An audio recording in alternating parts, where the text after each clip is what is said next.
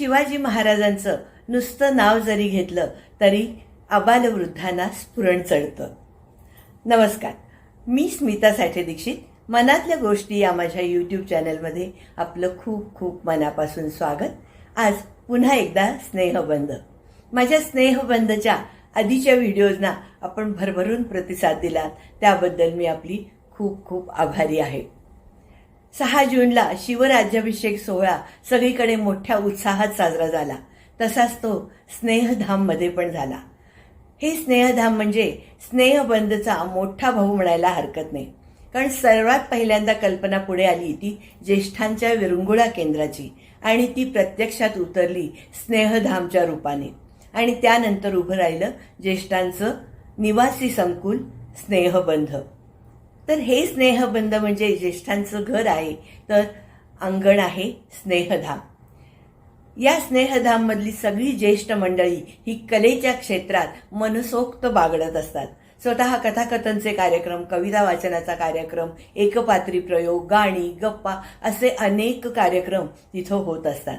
आणि याच स्नेहधामचे मान्यवर सदस्य माजी प्राचार्य शशिकांत शिंदे सर यांचं व्याख्यान शिवराज्याभिषेक सोहळ्याच्या निमित्तानं 6 जूनला स्नेहधाममध्ये आयोजित केलेलं होतं. अतिशय सुंदर असं व्याख्यान झालं. अगदी समोर तो सोहळा पाहतोय असं वाटत होतं. म्हणून स्नेहबंधच्या ट्रस्टीनी शिंदे सरांचं व्याख्यान स्नेहबंधमध्ये आयोजित केलेलं होतं आणि त्याचाच हा व्हिडिओ. सुरुवातीला मनीषाताईंनी शिंदे सरांची ओळख करून दिली. तर त्यांच्यासाठी आपण छान वेलकमच्या टाळ्या वाजवूया.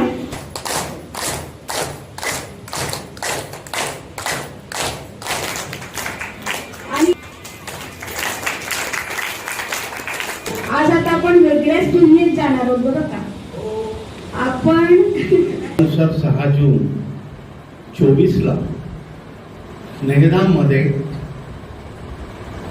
शिवराज्याभिषेक वरती व्याख्यान झालं. ते माझं 16वं व्याख्यान होतं शिवाजीवरचं. त्यांना तज्ञांनी दिलेला की महाराज तुम्ही राजे बनलं पाहिजे. कळलं की शिवाजी महाराजांच्या आयुष्यातला एक एक पैलू म्हणजे एक एक महाकाव्य आहे. या शिवचरित्राची मोहिनी विशेषतः मराठी मनावरनं हटत नाही. त्यानंतर सरांनी त्यावेळची परिस्थिती आणि नेमका राज्याभिषेक करण्याची कल्पना का पुढे आली त्याचं सविस्तर वर्णन केलं. या मराठी रक्तामध्येच काही शाप आहे, काहीतरी डीएनएचा दोष आहे की आम्ही मालकापेक्षा चांगले गुलाम बनतो. कारण आम्हाला रिस्क असते, आम्हाला जबाबदारी नको असते. आणि मग माझे 1000 सैन्य येते, 5000 सैन्य येतं, 10,000 सैन्य घेऊन या आदिलशाहाकडे निजामशाहाकडे नोकरी करायची, त्यांनी वतन द्यायची, त्यांचा पगार घ्यायचा आणि जहागीरदार म्हणून मिरवायचं. अफजल खान आला, अफजल खानला मारला. आईसाहेबांना पुरावा पाठवला. त्याला आईसाहेबांनी त्या मनामध्ये एक ज्योत पेटवली होती की तुझ्या वडिलांची झिंड गाठणारा हा नराधम आहे, त्याला ठार करायचं. तुझ्या भावाला मारणारा, संभाजीला मारणारा हा नराधम आहे, त्याला मारलंच पाहिजे. अफजल खानला मारल्याचा परिणाम एवढा झाला की सगळं हिंदुस्थान हादरलं. आता त्या सगळ्या राजांना एक संदेश केला, आपल्या मनगटात जोर असेल आणि आपण उभा राहिलो त्या मोगलांचाही आपण पराभव करू शकतो. सगळी ज्येष्ठ मंडळी अगदी तल्लीन होऊन ऐकत होती. पण राज्याभिषेक तो सुद्धा शास्त्रोक्त पद्धतीनं झालेली एकमेव केस आहे या भारतामध्ये, ती म्हणजे शिवराज्याभिषेक. का करायची गरज भासली तर ती आयडेंटिटी पाहिजे होती या जगासमोर. शिवाजी महाराजांना स्वतःसाठी केले नाही त्यांनी. या मराठी राज्याला एक राजा आहे, एक धनी आहे आणि एक स्वतंत्र राज्य आहे, एक सार्वभौम राज्य आहे. यासाठी राज्य पाहिजे होतं, त्यांना स्वतःसाठी नको होतं. आणि या पद्धतीने मग राज्याभिषेक करायचं ठरलं.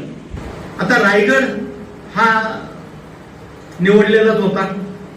रायगड ज्यावेळी निवडला, महाराज आग्र्यात होते. इकडे हिरोजी इंदलकरला सांगितलं होतं आपल्याला राजधानी करायची. त्या दृष्टिकोनातून बांधकामं सगळी चालली होती अवघड ठिकाणी. आणि इतका अभेद्य किल्ला तो होता की त्या ठिकाणी म्हणायचं झालं वर यायचं झालं वर फक्त वारात येऊ शकतो आणि खाली जायचं झालं तर वरचं पाणीच फक्त खाली जाऊ शकतं. अशी रायगडची ख्याती होती. महाराष्ट्राच्या भाग्याचा, आनंदाचा, परमोच्च सुखाच्या वैभवशाली सर्व शुभ शकुनांनो या महाराष्ट्राच्या भक्तांनी आव्हान केलेलं आहे. गोंधळाच्या रूपानं ते आपणासमोर या ठिकाणी अश्विनी मारुलकर सादर करत आहेत. सार्थक झाली या जन्माचे राज्याभिषेक सोहळा पाहायला या. राज्याभिषेक सोहळा पाहायला या, तुम्ही आशीर्वचने गायला या. राज्याभिषेक सोहळा पाहायला या, तुम्ही आशीर्वचने गायला या. शिवराज्याभिषेक सोहळा पाहायला या, तुम्ही आशीर्वचने गायला या. मराठी एक हिंदू राजा, एक माणूस राजा बनतोय, त्याला तुमच्या आशीर्वादाची गरज आहे. आमंत्रणं गेली. महाराजांनी देवी देवतांचं दर्शन घेतलं. प्रतापगडावर जाऊन भवानी मातेचं दर्शन घेतलं. महाराजांनी व त्याच्या सैनिकांनी भवानीचा जय जयकार करीत आज प्रत्येक कार्याला हातभार लावला होता. म्हणून जय शिवाजी जय भवानी. अर्थात ज्यावेळी भवानीचं दर्शन घेतलं जातं, ज्यांचं कुलदैवत भवानी आहे, त्यांचं पहिलं कर्तव्य असतं आईचं दर्शन झाल्यानंतर तिथं गोंधळ घालायचा.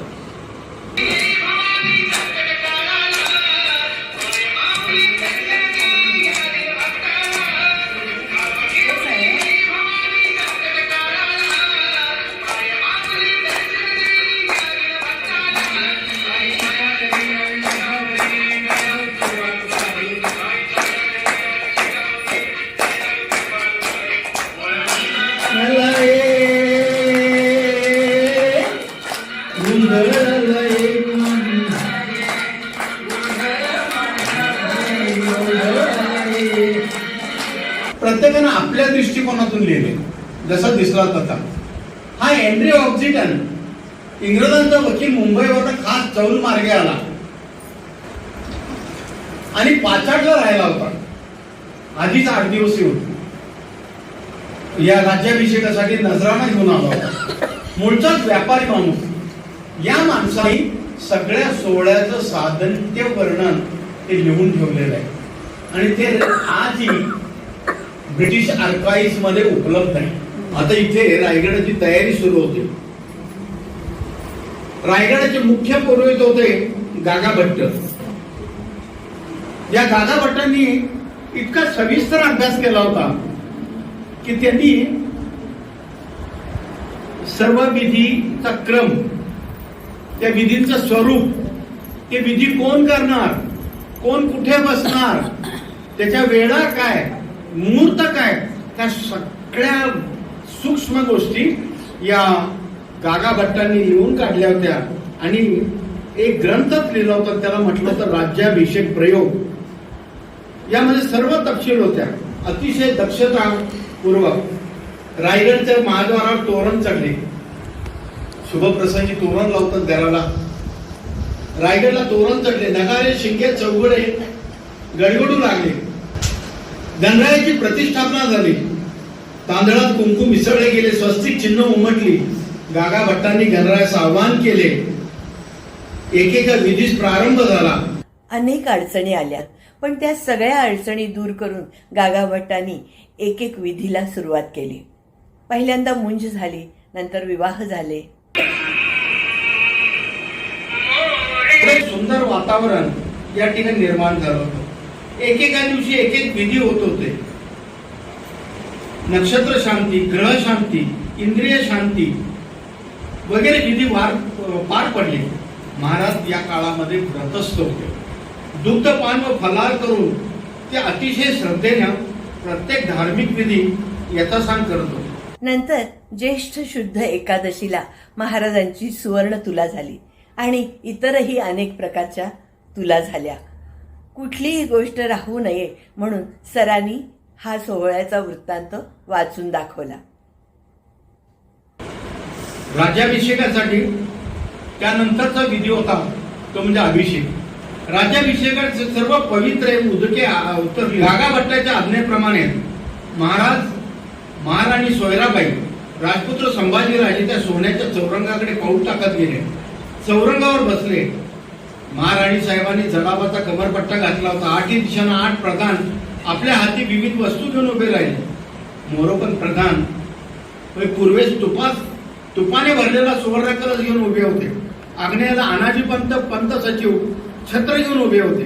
दक्षिणेला हंबीरराव मोहिते दुधाने भरलेला रौप्य कलश घेऊन, उत्तरेस रघुनाथ पंडितरावांनी मदाने भरलेला सुवर्ण कलश घेऊन आणि ईशान्येला निराजीपंत न्यायाधीश हे मोर्चे घेऊन उभे होते. त्याशिवाय उजव्या बाजूला पत्रलेखक बाळाजी आऊजी, डाव्या बाजूस गणक लेखक चिमणाजी आऊजी हे यांच्या जवळच सप्तगंगा, महातीर्थे, समुद्रजय वगैरेने भरलेले मृत्तिका कुंभ ठेवले होते. आसमंतातील स्वराज्यातील सर्व प्रमुख अधिकारी उभे होते. सर्व शास्त्री पंडित, सरार, पाहुणे मंडळी वगैरे असंख्य लोक पुढे होते. आनंद ओसंडून जातो. या भट्टाने अभिषेक प्रयोगास प्रारंभ केला व ते व इतर महापंडित मंत्रघोष करू लागले. पंचामृत स्नान, सुधोग स्नान महाराजांना महाराणींना घालण्यात सप्तगंगा हर्षभरे खळाळल्या. समुद्रोकाचे स्नान झाले, उष्णोदकाने स्नाने झाली. वेदमंत्राच्या प्रचंड घोषात अमृताभिषेक झाला. उष्णोदकाचे कलश महाराजांच्या मस्तकावर रिते लागले. मंगलवाद्य वाजू लागली. पुढच्या अतिमहत्वाच्या उत्तरार्धाची गडबड सुरू झाली. पूर्वार्ध म्हणजे अभिषेक आणि उत्तरार्ध म्हणजे सिंहासनारोहण. अभिषेक झाल्यावर लगेच राजा राणींना सुवासिनीने ओवाळले.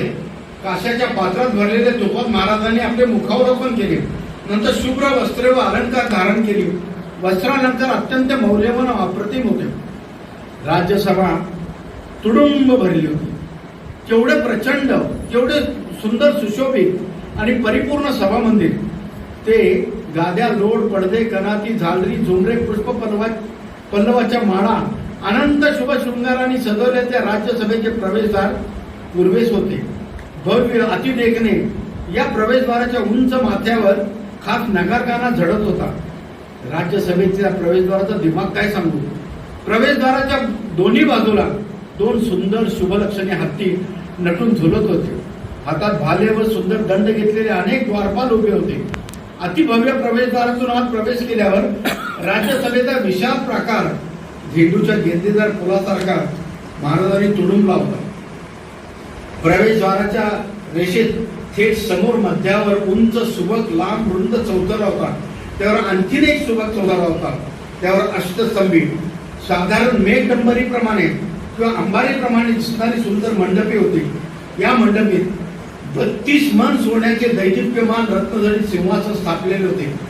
4 महिन्याच्या अतिश्रमपूर्वक भारतीय शास्त्र पद्धतीनं हे सिंहासन रामाजी दत्तो या कारागिरांनी तयार केले होते. त्यावर रत्ने जडवली होती, हिरे जडवले होते.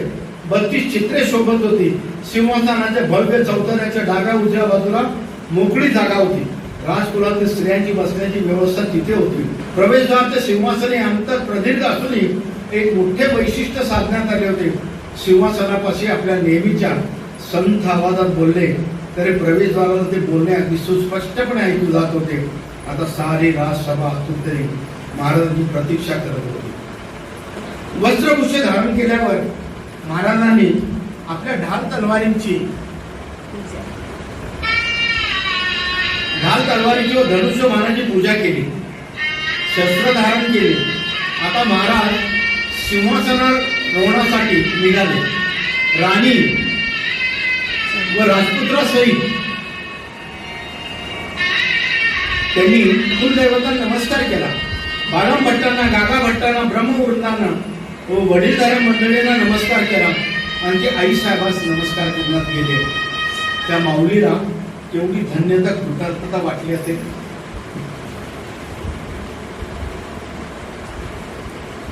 नंतर कोदंडधारी महाराज राज्यसभेकडे निघाले.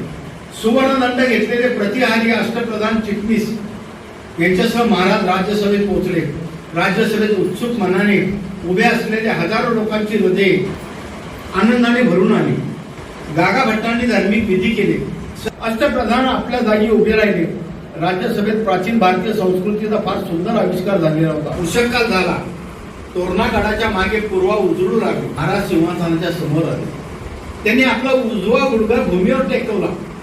मस्तक लावून सिंहासनास वंदन केले. नंतर ते पूर्वाभिमुख उभे राहिले.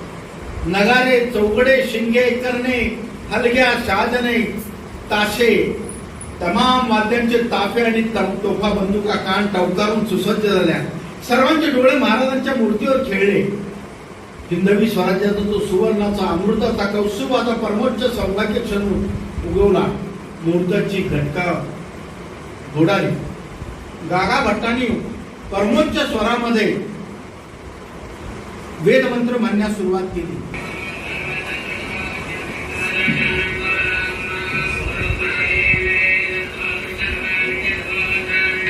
पंडितांनी परमोच्च स्वरात वेदमंत्र म्हणण्यास प्रारंभ केला. त्या प्रचंड वेदघोषात महाराज सिंहासनाला पदस्पर्श नव्हता स्थानापन्न झाले आणि एकच हल्लेखोर उडाला. चौघडे ताशे नौबती इत्यादी तमाम वाद्यांनी एकच धडाका केला.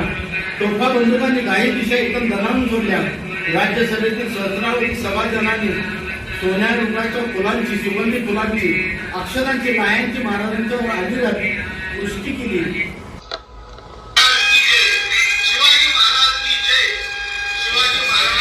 हजारो कंठातून एकच गर्जना होती, शिवाजी महाराज की जय, शिवाजी महाराज की जय, शिवाजी महाराज की जय. सर्व किल्लो किल्ली याच वेळी तोफांचा दणदणाट सुरू झाला.